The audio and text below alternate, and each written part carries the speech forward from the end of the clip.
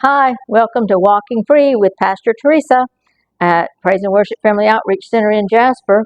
I hope you've joined me some before because I'm excited about this subject, getting free from our soul prisons, where we've been deceived about ourselves a lot. Some people live their entire lives in that situation, never knowing why they're like they are. I'll be getting into some more of that, but please join. You may even know someone, and this can help somebody. So let's get back to our healing journey now that we know who our healer, our maker, the one with our plans in mind is, the I am living in us. Last week, all about that. This should take a lot of the work out of it for us, a lot of the worry if we will trust, believe, and rest while He works. He knows how, where to get down to the roots, to the foundation of this stuff that we have grown up with and let just build and build and cause all this hurt. And so we ask Him to lead us in our healing journey. All the 12 steps in recovery programs are biblical principles, absolutely, but not all 12-step groups use them that way. And what I mean is they do not encourage the personal daily relationship with Christ, and that is key. Communicating with Him daily in His Word. God's number one business is getting all of us recovered to the way He designed us in our mother's womb. Now, we don't need to try to make these steps work. We must let them work as we surrender to His will and way. His will is wholeness, healing, forgiveness in us, through us, body, mind, and soul, thoroughly whole, W-H-O-L-E, whole in Him. And that's when the scripture that says we are made free. That's the answer to that: whole, body, soul, and spirit, mind. So, if we try to do this ourselves, we will definitely make a mess of things. These things, all of this healing, can be coupled with prayer. All of these steps, prayer and patience. It's not easy to acknowledge our wrongs. Sometimes we've already accepted them as just who we are. But in the recovery programs, we realize there are things that we need to be honest about, look at, own, and be willing to surrender them. So character defects, wounds, scars, they make our keep working death in us. Okay, death, they keep us stifled. And so we run too quickly to others that have hurt us.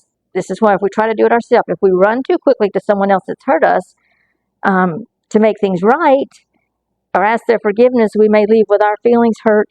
Again, our defensiveness raised to a new level, anger and resentment raised, ugly heads, and we've taken steps backwards again. Been there, had to learn all this. We must let Him lead in the process of our healing. Let Him say who, where, and when, and how. There's a reason to find a faith-based church or group of people that meet regularly, that are seeking the same thing, that are like-minded. They're not judgmental. They're willing to share with one another. We can help each other in a community like that to see something in us, because we're too close to it on our own. It's too dark, too real, too ugly. There's things I didn't want to see. I didn't want to see them again, think about them. I wanted them to stay buried. But that's not healthy. We can't go forward in that. So we're still blaming others. Others may have been a part of where we've ended up, but it's ours to remedy. We can't expect anyone else to. I'll just add this real quick, especially family. A lot of it started there in the first place. So here's where we began to feel loved and accepted in a community group that's been through this, going through it and been through it. It doesn't matter who was a party to our hurt when it comes to forgiving. Forgiving makes us free, and that's what this is about. This is what our healing journey is about, us. So forgiving is about us. It's about our peace and freedom. It's about our road to healing, not theirs. They may never see us again or want to. They may never believe we've come to healing. It doesn't matter. Let some people be wrong about you. Let it go. Keep moving forward. There's strength in that. Keep moving forward.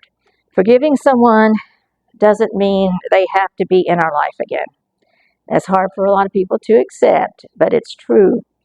Some people may even get mad because you've changed and when they didn't think you would or could. It's true.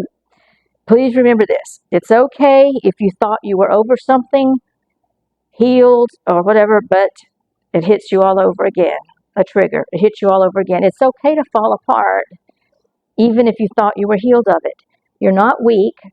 Healing is messy. Remember, for 2 weeks I talked about remodeling and how messy it is to get started, demolition and tearing out before rebuilding. Okay, healing is messy, and there's no specific timeline.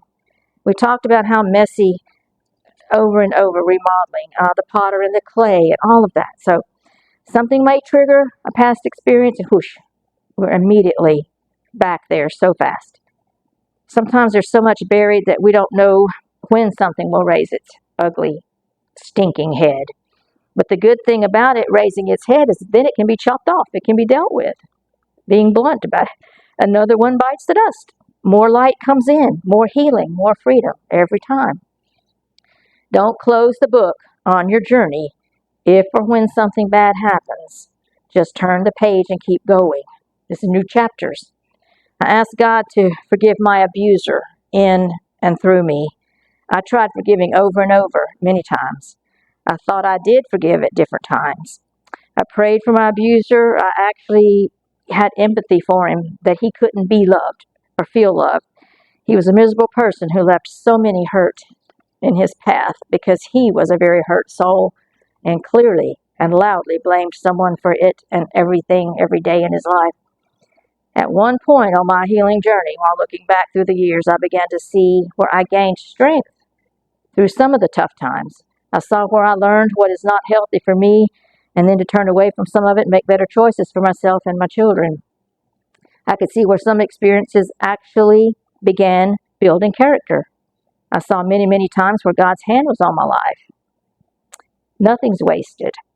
It's so important and essential in faith building to know that He was always there when we didn't see or feel Him. In Hebrews 13, 5 and 6. Always there. Oswald Chambers said, I'll read Hebrews 13 says, I will never leave you or forsake you. So we may confidently say, the Lord is my helper, I will not fear. Oswald Chambers said, in those times when we cannot hear God or see His hand is when He's doing some of the deepest works in our life.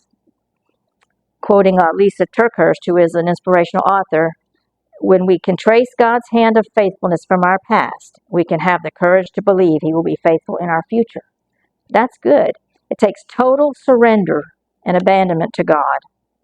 So I spent countless days of my life feeling alone from people, but I was never alone and never again. You'll never be alone, never again. I'll see you next week.